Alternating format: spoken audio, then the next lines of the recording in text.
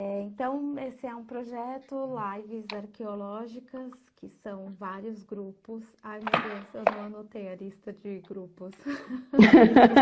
A Fernanda depois me ajuda, mas são vários Eu tenho grupos anotado, depois eu leio. tá bem, de empresas de arqueologia, grupos de pesquisa, mas agora entraram também outros grupos independentes, né, Fernanda? Como eu, que sou do canal Arqueologia Alternativa, tem o Juca Moreno, que é do site Arqueologia e Pré-História, e do canal Arqueologia e Pré-História. Então, hoje o grupo está ampliando, não são mais empresas e grupos de pesquisas, ou também pesquisadores independentes da divulgação científica no grupo, que é bastante interessante também. Bem, vou me apresentar primeiro aqui, então. O meu nome é Cris Amarante, eu sou arqueóloga, mestra em arqueologia pela Universidade de São Paulo, MAI-USP, Museu de Arqueologia e Etnologia. E sou doutora em arqueologia pela Universidade Federal de Sergipe. Também coordeno o canal Arqueologia Alternativa no YouTube, que também tem página Arqueoalternativa no Instagram e tem a página Cris Amarante Arqueologia Alternativa no Facebook. E aí são as redes sociais onde eu estou. Para quem não sabe, eu sou arqueóloga subaquática, muita gente não sabe disso, pensa que eu sou da terrestre. E atualmente eu trabalho em um projeto de arqueologia náutica em Portugal. Então, você me vê falar aí, eu estou em Portugal. A Fernanda, estou muito feliz de ser mediadora da Fernanda. Ela é graduada em arqueologia pela UFES, Universidade Federal de Sergipe, e mestra em arqueologia também pela Universidade Federal de Sergipe.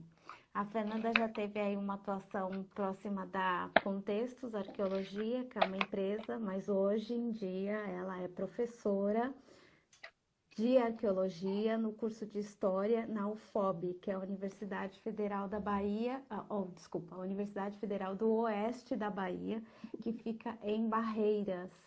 É Bahia, mas já é quase Brasília, né, Fernanda? Tá Mais coladinho em perto, Goiás. mais perto de Brasília do que de Salvador, Barreiras. E eu quis ser mediadora da live da Fernanda, primeiro porque eu tenho uma enorme admiração por ela, como arqueóloga, como pesquisadora. Nos conhecemos pessoalmente, fui colaboradora da Contextos no período que a Fernanda estava na Contextos. Já visitei Barreiras, então eu falei, é um ambiente que eu conheço, dá para ser mediadora. A Fernanda vai falar de alguns sítios arqueológicos e alguns projetos de pesquisa que eles estão desenvolvendo lá na Universidade Federal do Oeste da Bahia, no âmbito do curso de História. Alguns sítios. O sítio Pedras Brilhantes, que eu conheço em São Desidério, lindíssimo. O Seu Camé, que eu não conheço. E o Serra do Mimo, em Barreiras, que são painéis de gravura rupestre, e você anda no sítio e tropeça nos líticos, é uma loucura. Ela vai falar também sobre pesquisas ao redor de Barreiras, não só em Barreiras, e vai pensar a arte rupestre por grupos diferentes, não só grupos caçadores-coletores, mas também agricultores, porque há indícios disso nas pinturas rupestres, e também vai falar sobre a importância do levantamento de dados primários. Pode começar, Fernanda. Obrigada, Cris. Fico muito feliz com a introdução que você fez. E aí, os perfis que a Cris pediu para a gente mencionar, né? Que são os grupos que estão participando desse projeto, que são os lives arqueológicas, né? São as lives arqueológicas, elas acontecem toda semana, cada vez em um perfil diferente. Então, essa semana a gente está aqui no perfil da Arqueologia do Oeste da Bahia, semana que vem a gente estará em outro perfil. Aí, os perfis e os grupos de estudo, os pesquisadores independentes que fazem parte desse projeto são @meandrosarqueologia, @contextos.arqueologia, @arqueólogos, @territorioarqueologia, @lapionebvii, que é o 7, né? @arqueologia do Oeste da Bahia, @recôncavo arqueológico, @arqueologia alternativa, o @registro arqueologia, @lconsultoria 1, e, como a Cris falou, também o perfil do João Carlos Moreno de Souza, que é do site Arqueologia e pré-história. Aí as universidades envolvidas com essa iniciativa são a UNEB, a UFRB e a UFOB. Tem algum outro recado que você queira dar, Cris? Não, pode, segue, Fernanda. Deixamos os recados mais para o final. Pronto, aí no tema que eu propus conversar um pouquinho com vocês hoje, a ideia é que seja uma coisa bem leve, uma coisa que fique à vontade, o pessoal pode fazer pergunta, a Cris pode me interromper. Se der problema na conexão, aí vocês tenham paciência, se a gente cair é só entrar de novo, que a gente abre outra sessão ao vivo. Meu nome é Fernanda, como a Cris falou, atualmente eu sou arqueóloga dentro da Universidade Federal do Oeste da Bahia, mas o meu mestrado e a minha graduação foram em sítios de praia, né? Eu fiz a minha pesquisa de TCC e minha dissertação de mestrado em sítios litorâneos, em áreas de dunas. Então, quando eu passei no concurso e fui morar em Barreiras, minha cabeça, enquanto pesquisadora, ficou de ponta cabeça. Fiquei toda confusa. Não sabia mais o que era frente, o que era fundo, para onde é que eu ia. Porque antes eu estava acostumada com o ambiente de praia e agora eu estava no meio do cerrado, no meio da Bahia, num clima totalmente diferente. O regime de marés não existe, né, no meio do cerrado. O rio ele tem um mesmo nível. Isso dava um nó na minha cabeça. Quando a gente está na praia, a gente está acostumado com a variação de maré. E aí eu estou tendo que aprender as coisas, aprender sobre o cerrado do início. Estou tendo que aprender sobre esse tipo de ambiente, estou tendo que aprender sobre o contexto arqueológico que existe lá. E em cima disso, né, a gente tem que conhecer um pouquinho o oeste da Bahia em si. O que quer dizer esse oeste da Bahia? Essa região que fica à margem esquerda do São Francisco, ela foi colonizada, né, pelo europeu, por assim dizer. Ela teve esse processo de entrada desses grupos que estavam mais no litoral a partir do século XIX. No caso de Barreiras, final do XIX, início de XX. A minha graduação e o doutorado da Cris foram lá em Laranjeiras, em Sergipe, né, que é uma cidade também do século XIX, mas que você vê esses indícios da ocupação desde o século XVII, XVIII, e o contexto de sítios históricos em todos os lugares, né? Então você está caminhando pelo campus de Laranjeira, você encontra um pedaço de faiança fina inglesa no chão. É muito comum. Isso não existe na região de Barreiras. Quando a gente vai ver os tipos de artefatos que existem lá, quando a gente fala de sítios históricos, é somente século XX. Você não vê século XIX lá. É uma coisa assim diferente. E aí a minha área de formação específica é a arqueologia pré-histórica. Então a gente tem um período muito grande dentro do que a gente compreende como arqueologia pré-histórica ou pré-colonial, ou o termo que o pessoal decidir, né, porque é um termo problemático, tanto a arqueologia pré-histórica como a arqueologia pré-colonial. O pessoal da UFPA eles estão usando como história indígena de longa duração, o pessoal da USP usa o termo história do Brasil antigo, nessa ideia de que a arqueologia também é uma história indígena. Mas a gente tem que lembrar também que o objeto por excelência da arqueologia ele acaba sendo diferente do objeto por excelência da história, que nem o próprio Funari vai falar sobre isso depois. E aí, nesse contexto de Barreiras, a gente tem justamente essa questão, né? Sítios pré-coloniais, sítios pré-históricos, de uma longa duração no tempo, porque a gente tem lá muitos abrigos de calcário. A gente tem dois contextos ambientais lá muito claros. O primeiro, que é o arenito, que está associado ao grupo Urucuia. Ele fica pertinho de Barreiras. O pessoal que conhece Barreiras lá na Serra do Mimo, né? Lá é um arenito. E a gente tem o calcário, que fica lá para São Desidério, que fica topograficamente um pouquinho mais baixo que Barreiras.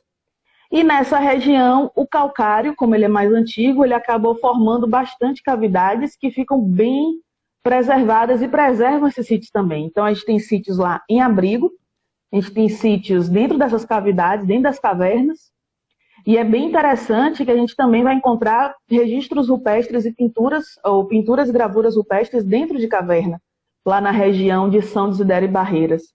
Durante muitos anos, a arqueologia brasileira encarou o registro rupestre, né, com uma coisa que fosse feita para ser vista, com uma coisa que fosse feita para o sol poder bater, que fossem marcadores paisagísticos muito claros, né? Uma pessoa sabe de onde é o território de um grupo porque sabe aonde tem esse tipo de pintura. são marcadores independentes dos significados, né, que aí a gente pode entrar numa outra discussão. Eles eram marcadores para serem vistos, a arte rupestre brasileira. Diferente aí do contexto europeu que você está trabalhando agora, né, Cris? Em que a arte rupestre europeia, muitas vezes, ela está profundamente nas cavidades. A gente tem o caso do... Eu esqueci o nome de um sítio de pintura rupestre dentro de caverna submersa, que eu acho que é no sul da França, que é uma coisa fantástica também, e as pinturas são mais para ficar mesmo nas cavernas. Então, durante muito tempo no Brasil, o pessoal achava que a gente tinha um outro tipo de comportamento relacionado à arte rupestre. Aí a gente teve o artigo da Edith Pereira, em que ela vai identificar pintura rupestre dentro de áreas de penumbra, áreas sem iluminação nenhuma, e aí quando a gente começa a ler esse trabalho da Edith Pereira, a gente começou a olhar para as cavidades de São Desidério e de Barreiras. A gente vamos olhar para dentro das cavernas. Tipo de sítio também, que é pintura em caverna, elas ali, alguns cenotes que ficam embaixo da terra, eles têm pintura rupestre, ali na Península de Yucatán, por ali. É uma coisa fantástica. E aí a gente começou a encontrar efetivamente essas pinturas e essas gravuras lá dentro.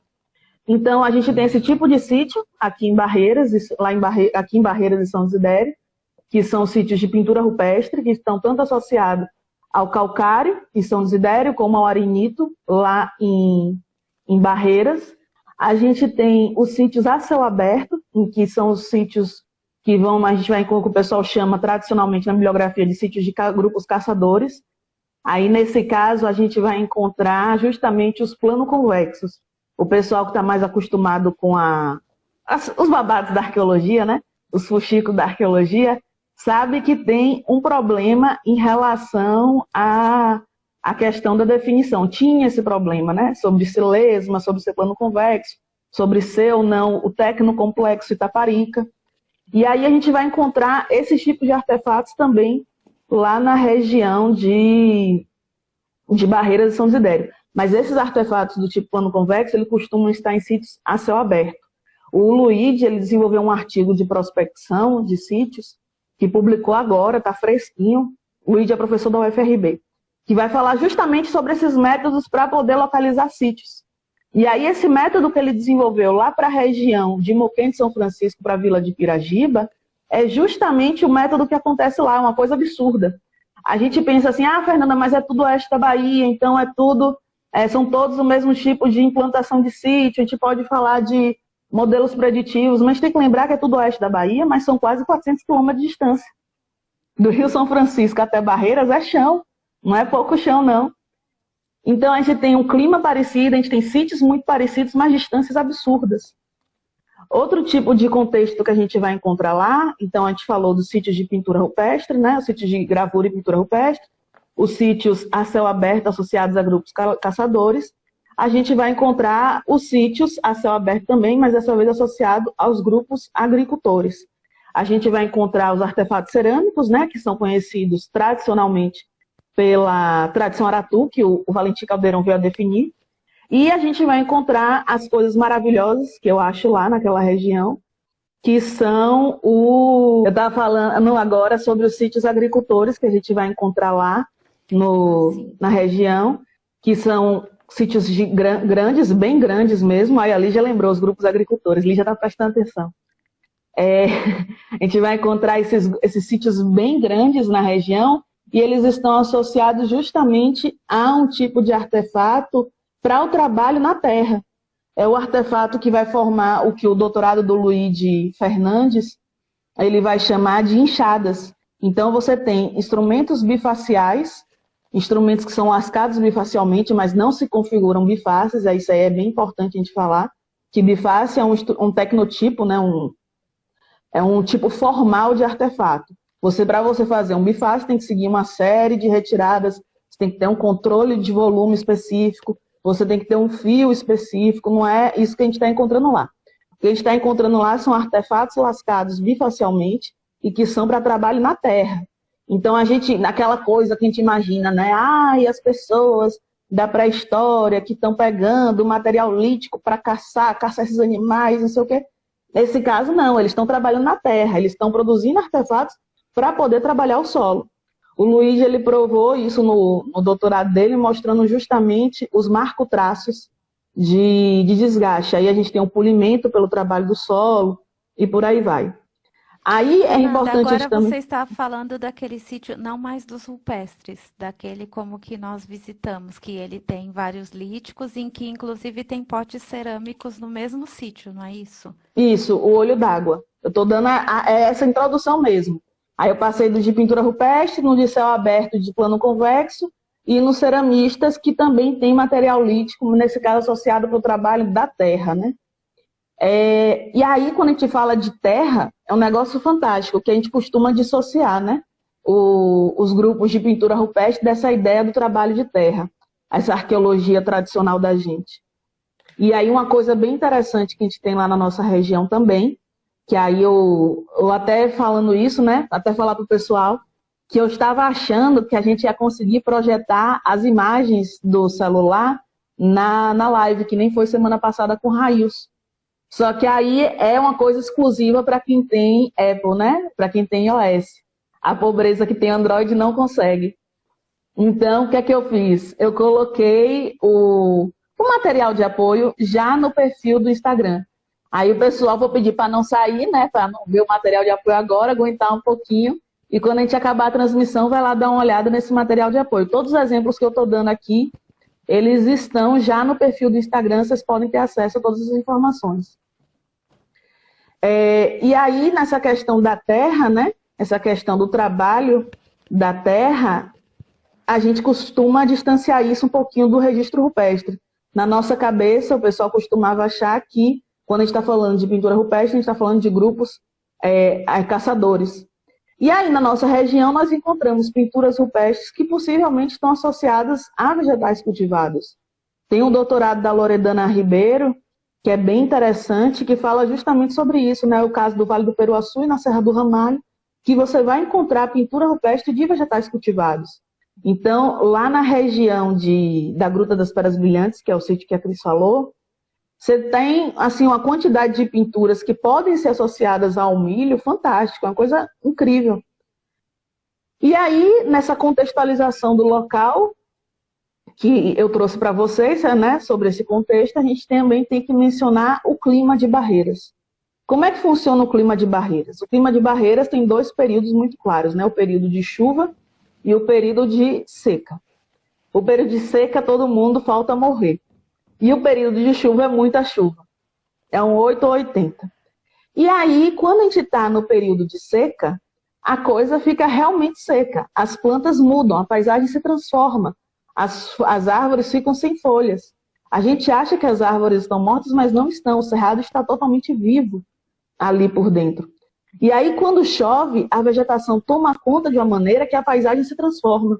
No meu primeiro ano em Barreiras, eu fiz prospecção nesses dois períodos, né? Na época de seca e na época de chuva. Na época de seca, a gente achava os sítios tranquilamente. Na época de chuva, a gente se perdia. A gente não conseguia achar o mesmo sítio. E são coisas assim de 200 metros de caminhada e a gente não achava o sítio. Então, essa questão da paisagem, da mudança climática, é uma coisa incrível. É para dar um nó na cabeça da gente quando a gente pensa nessas formas de ocupação do espaço. A paisagem se transforma. E aí a gente tem fotos também no material de apoio no perfil, justamente também de períodos de seca e de chuva. E aí falar um pouquinho do grupo de estudos da gente, né? Esse grupo de estudos... Não, dá pena que não dá para vocês mostrarem a foto dos desenhos das pinturas rupestres dos vegetais, não é? Porque o milho que aparece não é o milho como nós conhecemos atualmente, é aquele milho selvagem. Então, por isso, para o olhar contemporâneo, às vezes a gente tem uma dificuldade de identificar o que é, porque na atualidade não temos mais algo semelhante. Isso, o milho, ele é uma planta domesticada, né? Pessoal que não entende o que é planta domesticada, que é planta selvagem, avisa aí que depois a gente explica o que é essa diferença ou não. E aí o milho, como uma planta domesticada, ele vai ter suas alterações para poder atender às demandas da gente, né? A demanda da gente é o quê? É uma espiga com muitos grãos, né? E os grãos uniformes, que têm o mesmo sabor. Então há uma domesticação justamente para garantir esse tipo de consumo. E aí, né, nessa questão de barreiras, né, é interessante a gente mencionar que, infelizmente, eu sou a única arqueóloga do campus, né? Do campus de Barreiras, do reitor Edgar Santos. Como eu sou a única arqueóloga lá da região, a gente acaba não tendo fôlego para desenvolver as diferentes atividades. A Cris sabe bem que minha área de interesse é tecnologia lítica, o material lítico. Mas lá na região, a demanda do pessoal é com registro rupestre. Não é nem assim, eu não vou, eu vou trabalhar na área que eu quero. Não, a demanda da comunidade é muito clara. A comunidade quer saber sobre os registros rupestres. E aí a gente entra na questão da responsabilidade social do arqueólogo, de atender essas demandas que nos trazem. Depois E aí a gente... um pouco, Fernanda, da interação de vocês com a comunidade. Estou pensando em fazer assim, quando eu for falar de cada sítio, eu vou falar um pouquinho de como foi essa interação em relação a cada sítio. Porque cada sítio foi um grupo diferente. E aí eu vou falando como foi mais ou menos. Tem até uma homenagem ao pessoal que conheceu o falecido Seu Camé, né? Também tem uma foto dele no material de apoio. E aí, nisso, o que é que a gente fez para poder facilitar os trabalhos? Uma pergunta aqui que eu acho que dá para responder rapidinho, que é o nome do sítio onde estão as representações rupestres do milho. Ah, sim, eles estão em vários sítios, né? Eles estão no sítio Gruta das Pedras Brilhantes, no sítio Morro dos Tapuias, no sítio Seu Camé. O que é que tem publicado sobre isso? Publicado, a gente tem o doutorado da Loredana Ribeiro. Os trabalhos da gente a gente ainda não publicou. Diferente do material que a gente já apresentou nas lives arqueológicas, né? Que foi o material do Railson, do Fábio, do Felipe, que foram projetos assim estruturados, né? Início, meio e fim dentro da arqueologia de contrato. Esse projeto que a gente está trazendo para vocês, da pesquisa arqueológica na Bacia Hidrográfica do Rio Grande, ele é uma coisa assim mais longa, né? A gente está fazendo esse levantamento primário ainda, então os resultados vão demorar para aparecer. E aí, como a ideia é ser um momento de conversa, né, um momento leve, eu vou contando os causos também dos desastres, né? Inclusive uma ida ao Museu Nacional para poder ter acesso à coleção da Maria Beltrão, que escavou na região. E quando a gente chegou lá, foi justamente a semana do acidente. Mas aí eu conto isso no andamento da transmissão. E aí a gente formou o grupo de estudos da Arqueologia do Oeste da Bahia justamente para poder ter fôlego, né? Para conseguir trabalhar essas diferentes demandas da comunidade. Então, às vezes o pessoal de Angical me chama, Fernanda, tem que vir aqui em Angical ver um tipo de achado que apareceu. E aí os alunos conseguem participar, conseguem desenvolver diferentes atividades. A gente já atendeu demandas dos municípios de Bom Jesus da Lapa, de Barreiras, São Desidério, Angical, e a gente já está planejando ir também em Santa Maria da Vitória. Infelizmente, aí é uma coisa que a gente estava comentando na live de Railson, né? Infelizmente, a gente ainda não tem reserva técnica lá na UFOB. O nosso maior problema em relação à constituição de uma reserva técnica é a questão do laudo dos bombeiros, né? O pessoal que está acompanhando essa demanda do IPHAN sabe que a portaria 196 de 2016, ela exige que tenha o laudo dos bombeiros. Essa portaria do IPHAN foi antes do acidente do Museu Nacional. É bem importante deixar claro isso, né? O IPHAN já estava se posicionando antes dessa questão do Museu Nacional. E aí, nisso que essa portaria do IPHAN, ela pede o laudo dos bombeiros, o alvará de funcionamento dos bombeiros, que é uma coisa simples, mas ao mesmo tempo os prédios do Brasil inteiro não têm alvará de funcionamento. A gente tem construções históricas que, se for seguir a normativa dos bombeiros, a gente tem que derrubar parede, a gente tem que abrir portas, e aí a gente acaba entrando um pouco em conflito com as orientações institucionais do IPHAN de preservação. É todo um problema, né? Que aí, no nosso caso, enquanto a gente não finalizar a questão do alvará de funcionamento dos bombeiros, a gente não vai ter a reserva técnica. Mas a gente já tem uma sala lá, o pessoal da UFOB conseguiu uma sala para a gente, uma sala muito boa. A Cris chegou a conhecer a sala do Núcleo de História e Memória?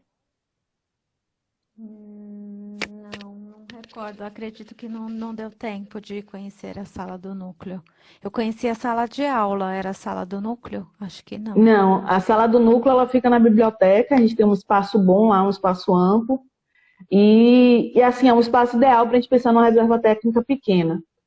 Barreiras tem condições ideais de armazenamento, a gente tem o metal lá, ele não sofre tanto como sofre aqui em Salvador, por exemplo, né? Ou na região do Recôncavo da Bahia, que chove muito. E lá seria um lugar ideal para a gente ter uma reserva técnica, mas que aí a gente atenderia toda essa região à esquerda do São Francisco. Mas, infelizmente, a gente ainda não tem esse alvará de funcionamento dos bombeiros. A UFOB está na luta para conseguir, mas é um processo, né? E aí, em cima disso, a gente tem também essa questão das datações da região, que é uma coisa interessante para a gente mencionar. A gente tem duas datações que são, assim, relevantes para a região, que são tradicionais. Uma é do Valentim Calderon, em que ele data um material ósseo, que aí a gente tem duas informações, né? Numa publicação do Valentim Calderon, ele diz que esse material ósseo está associado a um enterramento em cerâmica, em urna funerária, e aí ele associa a tradição Aratu. A datação dá mais ou menos 900 anos antes do presente, que acaba sendo a datação, uma das datações mais recuadas quando a gente fala de tradição Aratu na Bahia, é nessa região de São Desidério, com essa datação do Valentim Calderon. Mas o pessoal da UFBA, aí a gente entra mais uma vez nas histórias, né? O pessoal da UFBA conseguiu as cartas do Valentim Calderon para a Beth Megas, para o esposo dela, né? O Clifford Evans. E aí, nessa carta que ele manda para a Beth Megas, justamente no dia que o ser humano pisou na Lua, ele manda uma carta elogiando, falando sobre como o ser humano era o norte-americano, né, o estadunidense, era fantástico porque conseguiu ir para a Lua. Ele relata esse material que ele está enviando para datação, e esse material ósseo que ele colocou em São Desidério, e ele diz que está associado a um sepultamento em caverna. Ele não diz que está associado a um enterramento em urna. Então a gente tem essa dupla informação. Ou esse material que ele mandou lá para o Smithsonian não deu uma datação relevante, porque ele até comenta isso, né, que o pessoal não gosta muito de datar osso nessa época, ou a gente tem uma mistura de datações. A outra datação que a gente tem, lá para a região de Correntina, é do professor Altair Salles Barbosa, em que ele apresenta a datação de 40 mil anos. E aí a gente vê a importância do registro adequado das comunicações em congresso, né? A professora Gabriela Martim, lá da UFPE, ela gravou essas comunicações, essas conversas que eles tinham quando eles se reuniam para apresentar os dados. E aí, nisso que eles gravam essa comunicação, é uma coisa fantástica, porque eles vão comentando e vão criticando. Então, o professor Altair apresenta os dados dele, e aí a Nied Guidon questiona, a Gabriela Martim questiona, se eu não me engano, o professor André Pru questiona. Então, são coisas assim fantásticas dos anos 80, que a gente tem acesso porque a professora Gabriela Martim gravou e transcreveu isso daí. E aí ele tem a datação de 40 mil anos para a região de Correntina, mas é uma datação de uma unidade de escavação apenas, de um metro quadrado. Não é a datação assim a gente tem uma ampla escavação, a gente tem uma escavação que teve um controle estratigráfico, a gente tem uma sequência de datações associadas à estratigrafia. Não é esse o contexto. Ô, Fernanda, desculpa te cortar em relação à datação. Tudo bem que às vezes essas datações mais antigas parecem absurdas, mas assim, para quem não está muito, né, em relação ao mapa do Brasil, também pode ser plausível, porque vocês estão muito perto da Serra da Capivara. Assim, muito perto para o nível Brasil, né? Que é o país gigante. Se eu estivesse falando aqui da Europa, eu ia dizer, nossa, tá uma distância tão longa, mas assim, em termos de Brasil, é relativamente perto. Então, pode ser que essa datação de 40 mil anos até esteja correta. E alguns arqueólogos das antigas dizem que, às vezes, eles achavam datações mais antigas, mas ficavam na dúvida e achavam que não estava certa a datação. Mas depois que a Nied começou a bater no pé e começaram a aparecer outras datações mais antigas, então eles pensam que essas datações que eles tinham também poderiam estar corretas, só que muitas não foram parar em artigos científicos, não são dados divulgados. Então, nós temos poucos dados divulgados sobre essas datações mais recuadas aí para o Brasil. Mas, enfim, acho que pela proximidade com a Serra da Capivara pode ser que. E aí é interessante isso que você colocou, Cris, que a gente tem que lembrar que uma data sozinha não é uma data, né?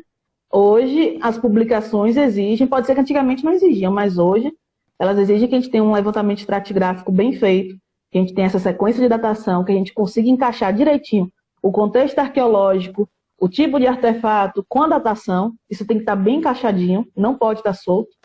E aí pode ser que a gente tenha essas datações recuadas, mas às vezes a gente não tem sítios bem conservados, com essa conservação horizontal bonitinha, para poder falar sobre isso.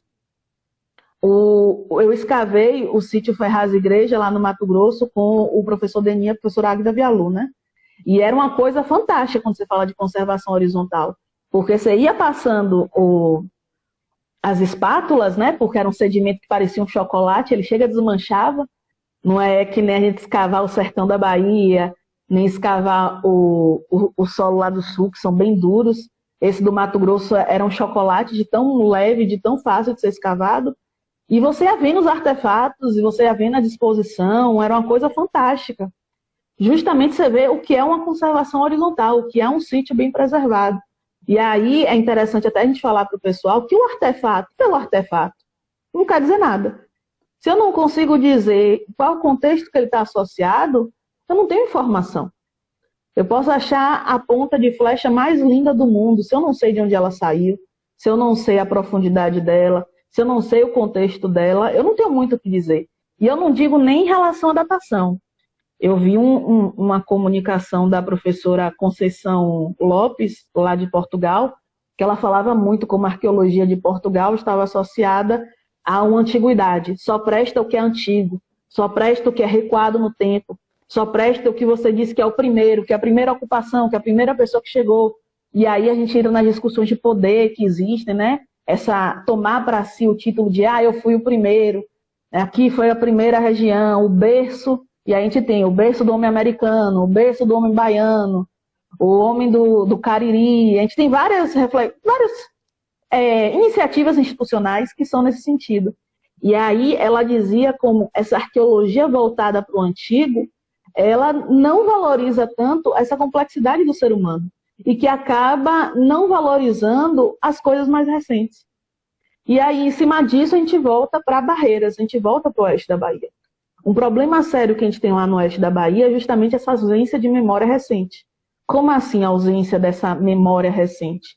Se eu vou nos povoados, se eu vou nos assentamentos, o pessoal lá que tem muito assentamento quilombola lá na região, que também nos recebe super bem. Se a gente vai nesses lugares e a gente faz aquela pergunta clássica, né? E vocês vieram de onde? Seus antepassados vieram de onde? Vocês não sei o quê. A gente quase sempre tem a mesma resposta, né? Que são dos índios Tapuia. O pessoal fala muito isso pra gente. Nós somos descendentes dos índios Tapuia. Tapuia, Tapuia, Tapuia. Aí quando a gente vai na bibliografia procurar saber quem eram esses índios Tapuia, a gente descobre que não era uma etnia. Tapuia não existe. Tapuia quer dizer inimigo. O tupi, quem falava a língua geral, né, se referia ao inimigo como Tapuia. Então essas pessoas que se dizem descendentes de Tapuia são pessoas que não tiveram direito nem à própria memória para poder saber qual era a etnia. Isso eu não estou nem falando dos assentamentos por conta da Igreja Católica, eu não estou nem falando deles. Só estou dizendo assim, eu poder dizer que eu sou descendente de uma determinada etnia, nem isso eu tive direito. E aí você tem povoados e povoados que o sobrenome é Tapuia. E as pessoas se referem a si mesmas como descendentes desses Tapuia. Então a gente está falando de uma região... Os arqueológicos foram baseadas com essa ideia do Tapuia, né? Na Bahia, Muitos. na região de Loca dos Tapuia, não sei o que dos Tapuia. Então, assim, em algum período, os arqueólogos e as arqueólogas acabaram por fortalecer essa ideia que não é correta. E aí o que a gente tem? A gente tem o resultado de uma violência, né? É uma violência danada em cima dessas pessoas que elas não têm direito nem à própria memória. Elas não têm direito nem a saber sobre os seus antepassados. Outra coisa que é bem interessante a gente mencionar, né, da minha experiência de sala de aula, que eu estava até falando com a Cris sobre isso, que eu não tenho formação de ensino. Eu não aprendi sobre ensino. Eu não aprendi sobre avaliação de aprendizagem, eu não aprendi sobre os melhores métodos de transposição de ensino. O Yuri, que está aí participando, ele foi da primeira turma que eu dei aula, né? A primeira aula que eu dei na minha vida foi para a turma do Yuri. E aí, nisso, a gente conversando sobre essas questões, e o pessoal não sabia, por exemplo, os termos que eles escutavam no dia a dia dentro de suas casas, como, por exemplo, minha avó, minha tia-avó foi pega no laço, foi pega no dente, foi pega por cachorro, foi pega no mato. O pessoal ouvia esses termos dentro de casa e não fazia ideia do que realmente significava. Que a gente está falando de sequestro, a gente está falando de violência, a gente está falando de estupro. Tem um caso de uma aluna que contou, né? E aí a gente está falando de memória recente. Como assim memória recente? A gente está falando de 200 anos atrás. A gente está falando de 100 anos atrás. Ela dizendo que a tia-avó dela ficava amarrada em casa, porque ela não tinha ainda, ela ainda era muito arredia, então ela ficava amarrada. Então, depois de quase 20 anos amarrada, que ela pôde ser solta.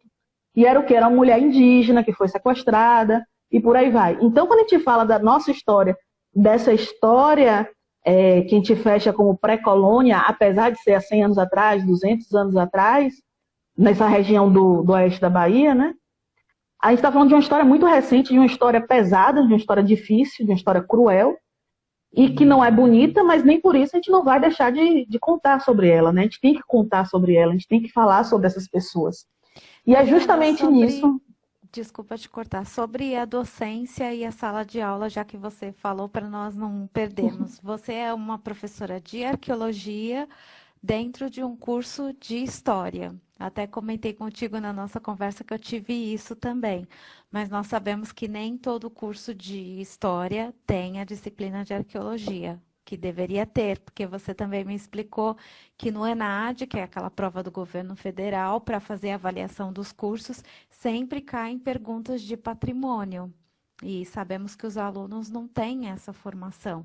E como que é ser uma professora de arqueologia dentro do curso de história? Além da questão de se sentir sozinha, que eu já percebi que você comentou. É duro, a gente fica bem isolado lá, eu e Felipe, né? Felipe, ele anda mais viajando por conta do trabalho. Para quem não sabe, Felipe é meu esposo, também é arqueólogo. Ele viaja bastante por conta do trabalho, então ele consegue desenvolver uma série de outras atividades, de conversar com outras pessoas. Mas no meu caso, como eu acabo fazendo bastante esse trabalho de formação com o pessoal, as discussões que eu faço, eu acabo conversando muitas vezes, repetindo a mesma conversa, né? Iniciando, sempre fazendo essa introdução. E quando a gente está com os colegas que têm a mesma formação que a gente, a conversa já anda, vai para outro nível. Então aí, quando eu falo que me sinto sozinha, é nesse sentido de amadurecimento das reflexões, né? Amadurecimento das conversas da gente, dos achados, das implicações. E também porque o pessoal, à medida que os alunos vão se encaminhando, né, vão acompanhando as discussões, eles se formam e vão embora, vão trabalhar. Então... Meu Deus. Aí começa uma turma nova, tudo de novo. Começa a turma nova, um ciclo novo. É dura essa vida. Todo ano a gente tem que repetir as mesmas disciplinas, os mesmos componentes curriculares. E aí, nisso, sobre essa questão do ensino, eu dou aula lá de Introdução à Arqueologia, de História e Patrimônio Material, de Gestão Patrimonial e de Laboratório de Pesquisa de Campo. Eu fico com esses componentes curriculares obrigatórios. Optativos, a gente tem para a História Geral do Brasil, que é que eu gosto mesmo de dar, uma disciplina que eu fico muito feliz de dar. E aí a gente tem outras optativas, mas aí não vale muito mencionar, não.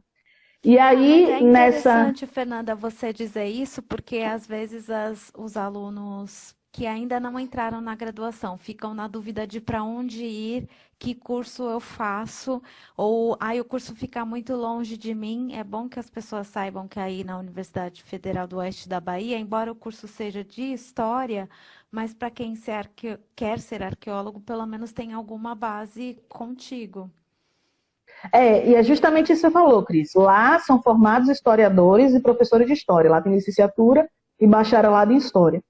Lá, o historiador ele é formado no sentido de que ele pode lidar com o patrimônio arqueológico enquanto fonte. Ele sabe como é uma pesquisa arqueológica, ele sabe como ler esses trabalhos de arqueologia, como interpretar esses trabalhos de arqueologia, como usar isso enquanto fonte. que uma das coisas que a gente tem o maior problema é saber interpretar essas fontes, né? A gente da arqueologia, a gente publica, a gente escreve, a gente conversa, mas a gente acaba fechando só no próprio grupinho. Então, quando a gente vai ver trabalhos de historiadores falando sobre arqueologia, eles acabam repetindo a ideia que Sambaqui é um monte de lixo, por exemplo. Eles acabam repetindo a ideia de que a ocupação no Brasil só vai até 12 mil anos.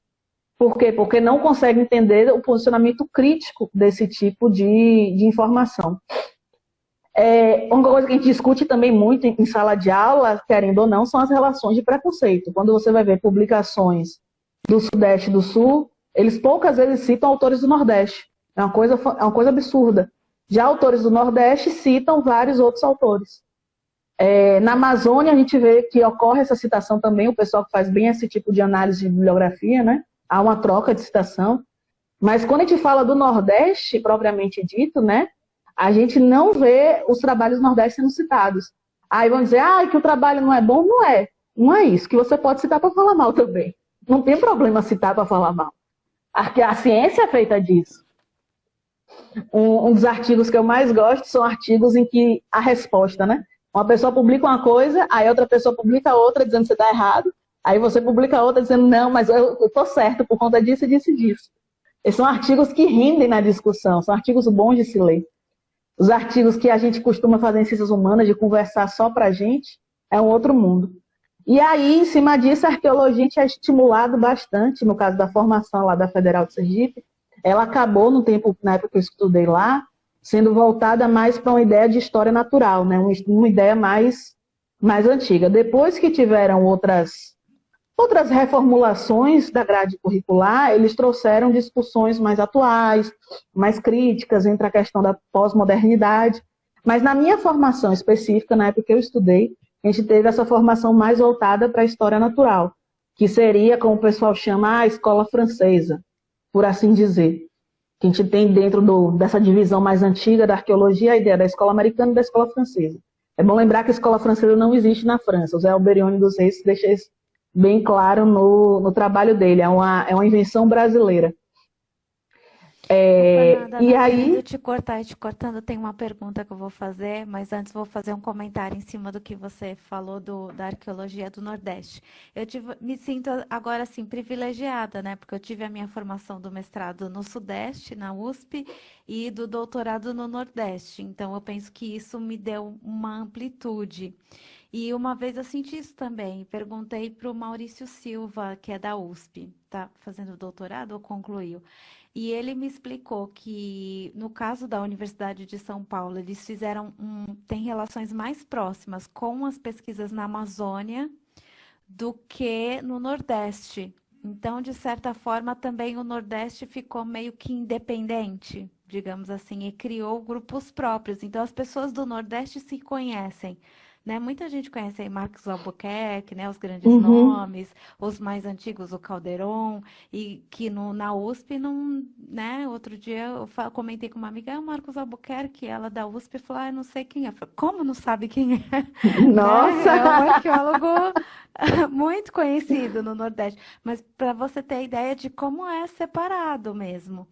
Então, eu penso que tem a questão do preconceito também, mas muito por essa questão das relações institucionais que se formaram na história das próprias instituições individualmente. Mas eu acho que também hoje tem muita questão da escolha, porque você vai ver artigos que o título do artigo é Povoamento Inicial das Américas, Povoamento Inicial do Brasil, Primeiras Ocupações das Américas. Aí quando você vai ler o artigo, não cita a Serra da Capivara. Um artigo que fala de datação recuada, de povoamento recuado, e não cita a Serra da Capivara, é uma escolha, não é porque não conhece. É uma pessoa que leu a Serra da Capivara e escolhe não citar a Serra da Capivara. Ou às vezes vejo muito assim, datação provável, né? A pessoa não referenda o que a Nied disse. E é um Ou diz, não é amplamente aceito pela academia. Exatamente. Eu já li escrito isso, não é amplamente aceito pela academia. Por qual academia, né? Por qual instituição? O pessoal que quer saber essa novela da Serra da Capivara, das datações recuadas e por aí vai, eu recomendo um artigo de um jornalista fez um levantamento chamado Os Seixos da Discórdia. Ele Oh, vai eu quero ler, fundo. Fernanda. Ele vai fundo no fuxico. Ele vai fundo assim na fofoca, na baixaria, dentro da arqueologia. E aí o cara botou o título do artigo dele, Os Seixos da Discórdia. É a melhor coisa do mundo esse artigo dele. É da revista Piauí. É muito Depois bom. manda para mim.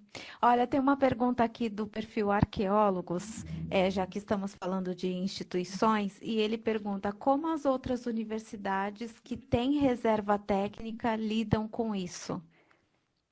Então, antes de 2016, é aquela coisa do direito adquirido, né? Antes de 2016, acho que a própria IN ela fala sobre isso, que a partir da publicação da IN de 2015, todas as instituições tinham um ano, ou seja, de 25 de março de 2015 até 25 de março de 2016, as instituições tinham um ano para poder mandar para o IPHAN todo o inventário de sua reserva técnica e todos esses protocolos para pensar a adequação. Aí, em 2016, eles publicaram a portaria 196, se eu não me engano, dizendo que tem que ter uma reserva técnica. Na época, o Flávio Calipso, se eu não me engano, ele era o presidente do CNA, o diretor do CNA, não lembro o termo específico.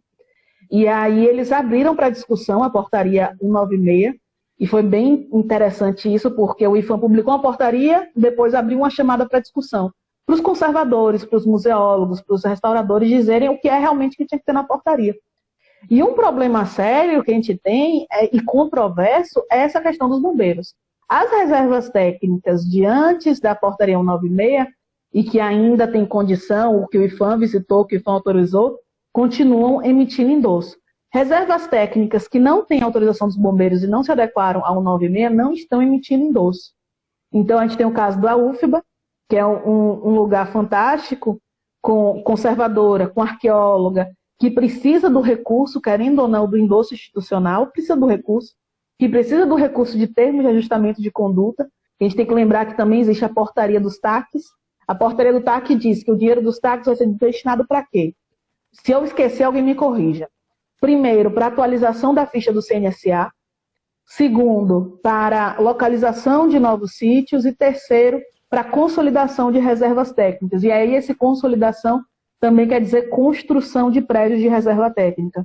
Na época que o Flávio Calipso estava no CNA, ele disse que eles tinham mais multas para serem aplicadas, né, mais dinheiro de TAC do que projeto para destinar o recurso. Então, a gente tem um problema de gestão aí no Brasil todo, né? Como é que a gente tem menos projetos do que dinheiro? É uma loucura a gente pensar nisso, mas também a gente tem que lembrar dos calotes, aqui né? aberto comigo, Fernanda, por um acaso eu tenho anotado no mesmo caderno aqui do que da sua live, essa portaria, a portaria 159 de 2016, a dos 159. TACs. Isso. E aí ela fala, ações de preservação é o primeiro item, é o artigo 8º, que é voltado só para arqueologia. Ações de preservação de sítios arqueológicos, cadastrados ou não pelo empreendimento. Aí, depois entra o que você já citou, ações de recadastramento de sítios arqueológicos, depois ações de fortalecimento de instituições de pesquisa e guarda de material arqueológico, que é onde entram essas reservas técnicas, e elaboração de sínteses regionais, mapas de potencial arqueológico, então tudo isso pode ser feito com o dinheiro. E nos anexos, aí os anexos já seria assim, para patrimônio material, imaterial, valorado, eles falam de educação patrimonial e gestão participativa ligadas à criação de coletivos juntos às comunidades. Eu nunca vi nenhum projeto da arqueologia voltado com essas preocupações com o uso de TAC. Se alguém souber, né, se alguém souber, me conta, porque eu quero citar como caso. Porque existe um número grande de TACs e a destinação deles é estranha e, enfim, não é muito claro esse uso. E os IPHANs, quando recebem o TAC, não sabem alguns direito o que fazer com ele, como destiná-lo, então...